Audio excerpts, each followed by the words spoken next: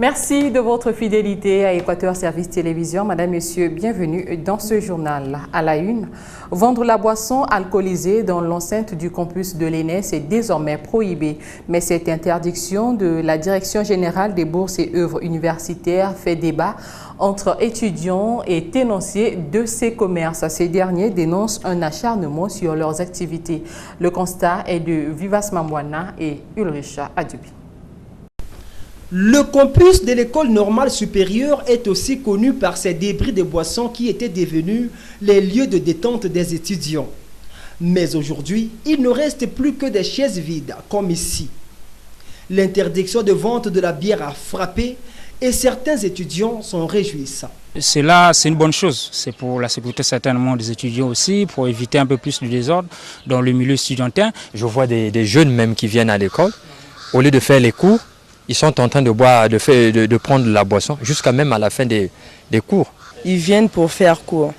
Maintenant, quand ils prennent cela, et arriver soit dans l'amphi ou en classe, ils perturbent le professeur, ils ont kicking le professeur.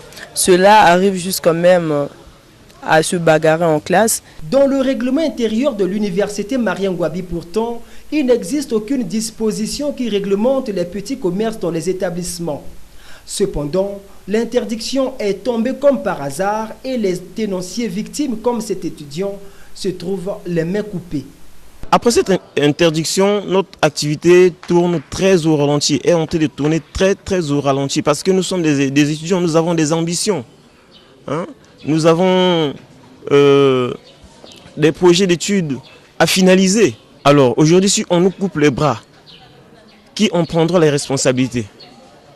C'est une décision qualifiée de 2 poids 2 mesures car à quelques mètres de là, la bière est servie et consommée comme d'habitude et certains étudiants et élèves y sortent sans aucun problème. Une autre preuve, cet étudiant achète librement un casier de bière sans s'inquiéter. Pour ces hommes, il s'agit là d'une forme d'injustice et de l'incompétence. La plus grande problématique n'est pas seulement interdire certains et puis laisser les autres continuer à vendre. Certainement, ils nous diront que non parce qu'il y a de ces restaurants ou ces bistrots qui sont dans le formel, mais qui sont toujours aux alentours ou à proximité des Mariangouabi. Mais le problème n'est pas parce qu'ils sont dans le formel ou parce qu'ils paient des taxes, mais le problème est qu'ils vendent la boisson alcoolisée. Ça relève de l'incompétence de la gestion de l'enceinte. De la mauvaise gouvernance de l'université. Parce qu'ici, là, nous avons des responsables, il y a une hiérarchie qui est là, qui contrôle tout ça. De maintenant, s'ils favorisent chez les uns, ils ne favorisent pas chez les autres. Ça relève maintenant de la mauvaise gestion. La décision prise par la Direction générale de bourses et œuvres universitaires suscite tout de même un questionnement. S'agit-il d'interdire la vente de la bière à l'ENES ou bien l'interdiction formelle à ces quelques débris de boissons malchanceux de vendre de la bière? La question reste encore pendante, vu qu'à Bayardel, par exemple, cette interdiction n'existe pas. La gare routière de Mikalo 2, à proximité du lycée Thomas Sankara, dans le 9e arrondissement de Brazzaville, se trouve dans un piteux état. On y note une parfaite cohabitation entre mouches, mares d'eau, marchandises et population. Jude Muntali et Eric Kabamba y étaient. Voici leur constat. On aurait peut-être pu croire que nous sommes dans une porcherie au regard de cette boue et de ces mares d'eau. Erreur. Le lieu est connu par la majorité des Brazzavillois. C'est la gare routière de Mikalo 2, située non loin du lycée Thomas Sankara, dans le 9e arrondissement de Brazzaville, Djiri.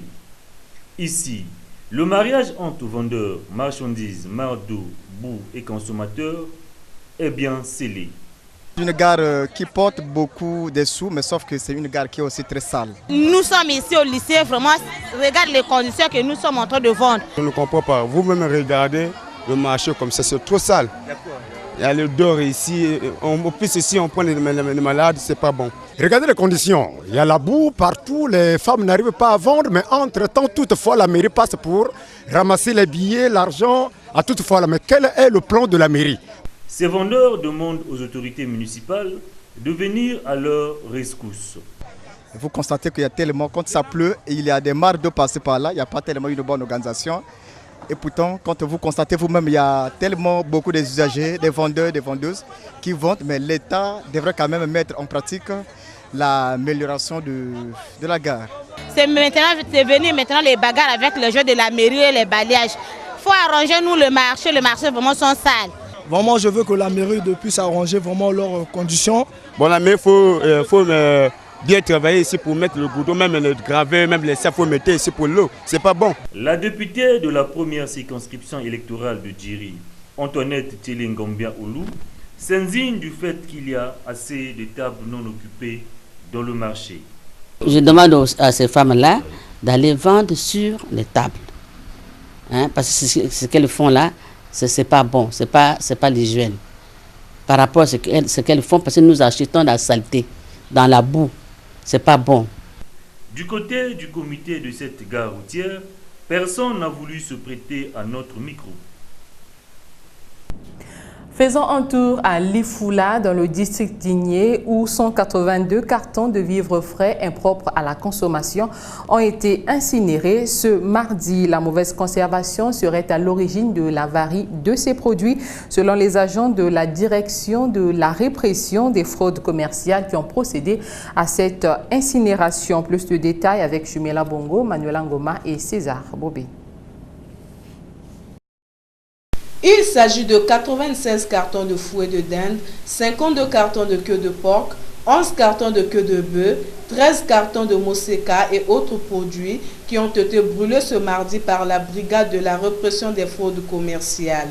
Des vivres impropres à la consommation saisis dans 2 chambres froides à Brazzaville pour mauvaise conservation. Nous sommes là sous les instructions du ministre d'État. Il faut que ce soit clair une fois. Le ministre d'État ne veut pas faire consommer les gens des produits impropres. Et cela doit rappeler à l'intention de toutes les chambres froides.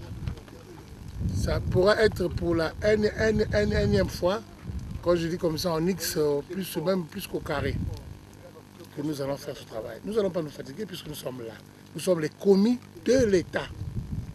C'est que 2 chambres froides. Vous voyez que rien que pour 2 chambres froides, vous saisissez des produits comme ça, mais faites le tour des chambres froides. Nous allons revenir encore avec vous. Le directeur de la répression des fraudes commerciales, Nikens Voulalea, a une fois de plus attiré l'attention des promoteurs de chambres froides, notamment les récidivistes et ceux qui ne remplissent pas les conditions d'ouverture, qu'ils verront leur autorisation de vente retirée.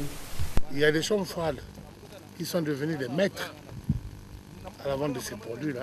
Et nous allons, d'ici peu, retirer leurs documents de commerce pour qu'ils ne vendent pas. Si une fois est établi qu'ils sont les maîtres des récidivistes. Voilà comme dit mon chef de service. La direction de la répression des fraudes commerciales n'entend pas s'arrêter au contrôle des produits alimentaires. Elle étendra aussi son action dans le contrôle des documents de vente, de douane ou d'autres documents ayant un rapport avec le secteur commercial, a indiqué Nikens Voulalea. Revenons à présent sur la rencontre mardi dernier à Brazzaville entre la ministre du Tourisme et de l'Environnement, Arlette Soudan-Nono, et la délégation de l'Association des jeunes d'Ombomo pour le développement. L'objectif de cette rencontre a été de trouver des solutions susceptibles de mettre un terme au conflit qui oppose depuis 7 ans les populations du district d'Ombomo dans la cuvette ouest aux éléphants du parc d'Odzala. Ulricha Debi et Steven Elenga nous en parlent. Les mots sont particulièrement grands, mais il n'y a jamais eu de remède pour abréger les souffrances des populations de Mbomo. Pour cette énième rencontre avec les autorités politiques, elles sont venues avec cette vidéo qui illustre les incursions des pachydermes du parc national d'Odzala dans leurs champs et habitations.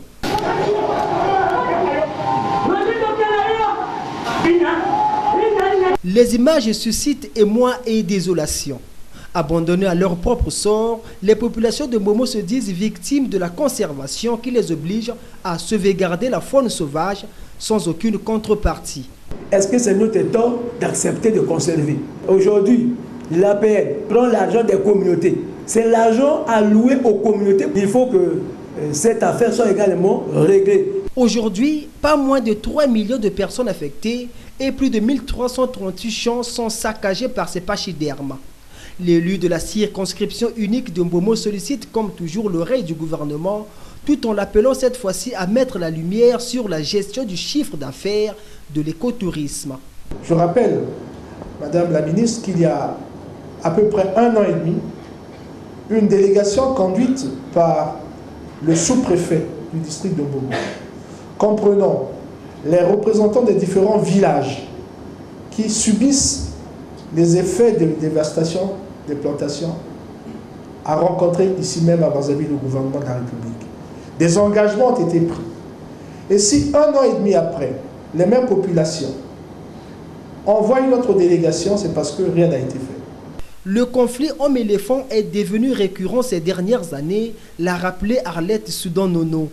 La ministre du Tourisme et de l'Environnement a félicité les populations de Mbomo dans leur démarche et dit avoir pris acte de leur plaidoyer. Et voilà, c'est tout pour ce journal. Merci à vous qui l'avez suivi. Je vous retrouve à une prochaine occasion. D'ici là, portez-vous bien. Au revoir.